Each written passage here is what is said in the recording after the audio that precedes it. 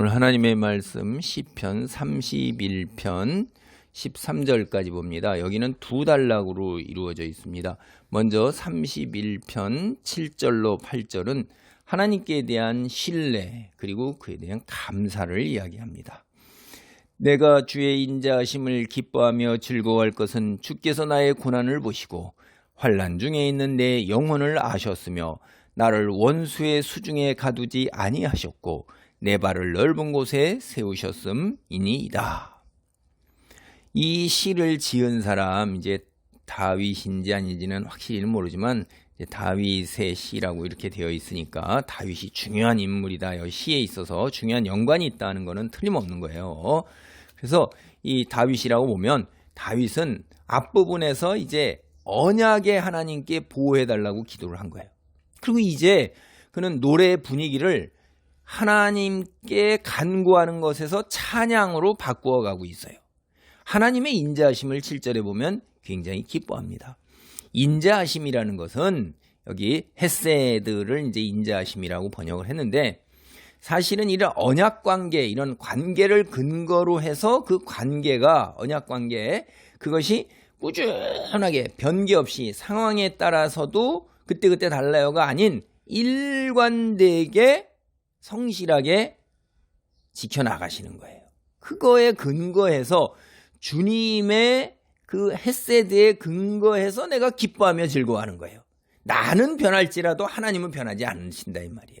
하나님이 내가 너의 하나님이 되고 너는 나의 백성이 될 것이라고 선언하셨으면 그 관계 속에서 변함이 없는 거예요. 하나님께서는 나를 향해서. 그래서 내가 공경에 처한 나를 구원하실 거라고 확신할 수 있는 거예요. 왜냐?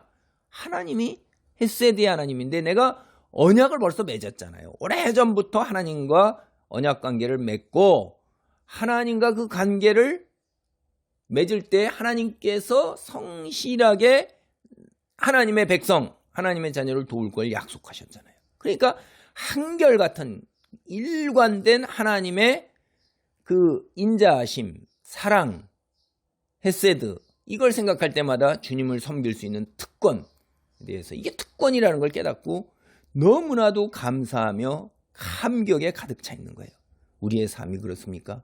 내가 예수 그리스도를 믿고 정말로 어떤 형편이나 어떤 지경에 있다 할지라도 주님이 선하심을 믿고 주님께서 허용하신 것임을 믿고 주님께서 필요해서 나를 이러한 처지의 형편에 지금 허용하시는 거예요. 다른 사람보다도 나를 택하셔서 내가 내 십자가를 지라고 하시는 겁니다. 내가 감당할 수 있는 거죠. 여러분 예수님께서 십자가를 질 때 그 하고 많은 사람 중에서 옆에 있던 한 사람이 십자가를 지도록 놀라운 선택을 받으신 거예요. 십자가를 지고 가는 그 순간은 광야의 순간으로 힘들고 고통스럽지만 예수님을 대신하여 십자가를 진 그 놀라운 영광의 자리, 그 특권, 이건 말할 수 없는 거죠.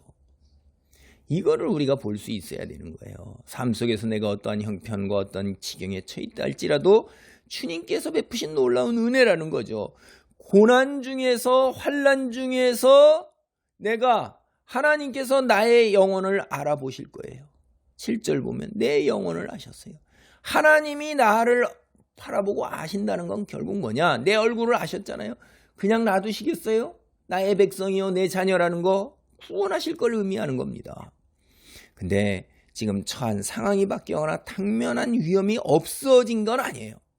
그가 내가 섬기는 하나님, 나의 하나님이 어떤 분인가를 묵상하는 순간에 하나님을 향하여 시선이 고정되었을 때 세상에 처한 이 형편에서 오는 고통과 두려움과 고단함이 다 사라진 것입니다. 잊을 수 있는 거예요. 당면한 어려움 속에서 우리가 여전히 고통 중에 있을지라도 언젠가 이 말 하나님의 구원에 대한 소망을 갖고 있는 것을 우리는 여기 볼 수 있습니다. 그래서 앞서서 2절에서 나를 구해 주시옵소서라고 기도했지만 이제 자신이 결코 원수들의 수중에 소나기에 갇혀 있지 않을 것을 확신하게 되는 게 8절인 것입니다. 거짓들인 허탄한 입김인 우상과 비교할 수 없는 진실하신 하나님이 함께 하시기 때문입니다. 그래서 사도 바울이 고린도 후서 4장 8절로 9절에서 고백하는 것, 바로 이런 확신에서 비롯된 것이 아닐까 합니다.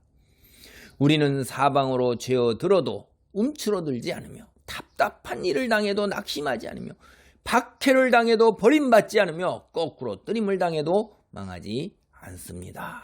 라고 이렇게 고백하는 것이 바로 이런 확신에서 비롯된 것으로 생각이 됩니다.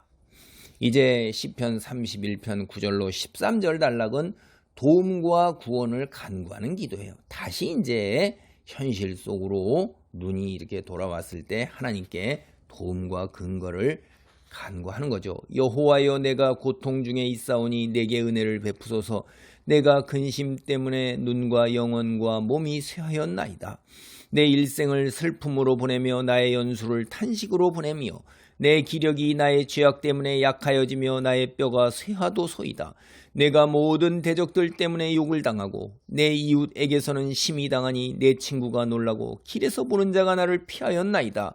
내가 잊어버린 바 됨이 죽은 자를 마음에 두지 아니함 같고 깨진 그릇과 같으니이다.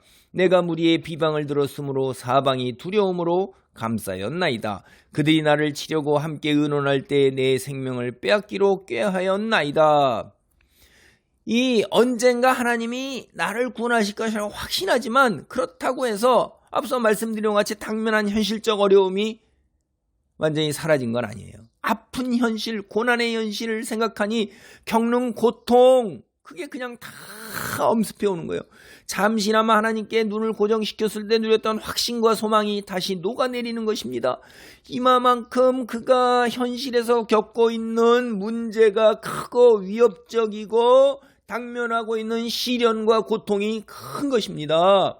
너무나 스트레스를 받다 보니까 심신이 넘어서 이제 심신이 다 녹아내리는 건데 시력까지, 눈까지도 제대로 보이지가 않기 시작하는 거예요. 약해졌다 이 말이죠. 기가 막힌 거예요. 여러분, 얼마나 힘이 드는 슬픔과 탄식, 고통 속에서 시력이 다 이렇게 약해졌겠어요. 그러다 보니 온몸이 쇠해지고 기력이 없는 것은 물론이고 이제 뼈만 남은 거예요. 표본, 해골, 뼈다귀 표본같이 이렇게 돼버린 것입니다. 죽음이 눈앞에 다가온 거죠. 자기가 어떤 문제로 이렇게 어려워하는지는 여기는 우리는 드러나지는 않습니다. 그러나 문제의 일부분이라는 것이 근거 없는 비방이라는 것이 살짝 드러나고 있어요. 그는 이 모든 일이 자기 죄악 때문이라는 것을 깨닫고 있습니다.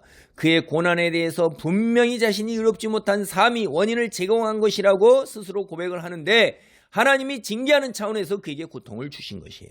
징계받는 것도 힘든데 고통받는 것을 즐기는 시선 때문에 더 힘든 거예요. 하나님께 받는 벌보다 주변 사람의 비방이 더 힘든 일이라고, 주변 사람들의 시선과 조롱과 멸시가 더 힘든 거라고. 원래부터 그를 미워하는 원수들은 그의 고통을 기뻐하는 거, 그럴 수 있는 일이 하는데 평소 이웃으로 생각하고 친구라고 생각했던 사람까지 나아가서 그를 괴롭히고 친구마저 얼굴을 돌리고 회피하고 모든 사람들이 그를 만나면 피하는 거예요. 이게 얼마나 힘든 상황입니까? 영적, 육체적 고통 함께 당하고 있는 그의 몰골이라는 것은 사람이 두려워할 정도로 형편없이 망가져 있는 거예요. 시체죠 뭐 거의. 그래서 개인적 고통도 힘든데 돕고 격려하고 그에게 슬픔과 고통을 함께 나눠야 할 주변 사람들마저 고개를 돌리고 외면하는 고립된 삶이에요. 너무나도 힘든 거죠. 사람들이 죽은 사람을 일부러 잊으려 하는 것처럼 주변 사람들이 그를 자신의 기억에서 지우려 한다고 지금 탄식하고 있는 것입니다.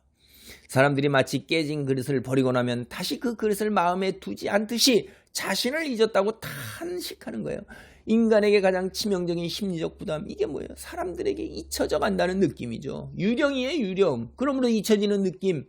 이거 하나님의 심판이 될 수 있는 거예요. 기자가 이렇게 이런 시를 지은 사람이 사람들의 비방을 의식하고 나니 이제 주변이 한없이 두렵게 느껴지는 거예요. 이거하고 유사한 게 예레미야서 6장 25절, 20장 3, 4절, 46장 5절, 49장 29절 같은 것도 바로 이런 거예요.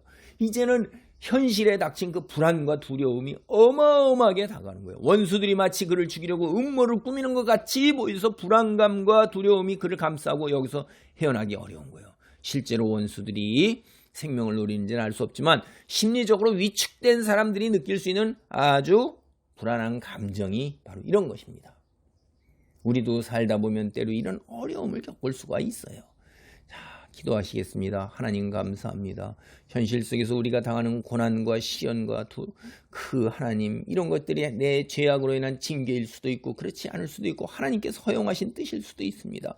우리는 현실 속에서 하나님께 시선을 고정시킬 때에 아버지 이 모든 것에서 벗어날 수 있으나 현실로 다시 우리 시선을 고정시킬 수밖에 없는 두려움, 아버지 고통, 육체의 한계를 가지고 있습니다. 우리를 붙드시고 도우사 하나님께 시선을 고정시키면서 현실을 극복해 나갈 수 있도록 주여 우리를 도우시고 성령의 능력으로 우리를 덧입혀 주옵소서. 예수님의 이름으로 기도하옵나이다. 아멘.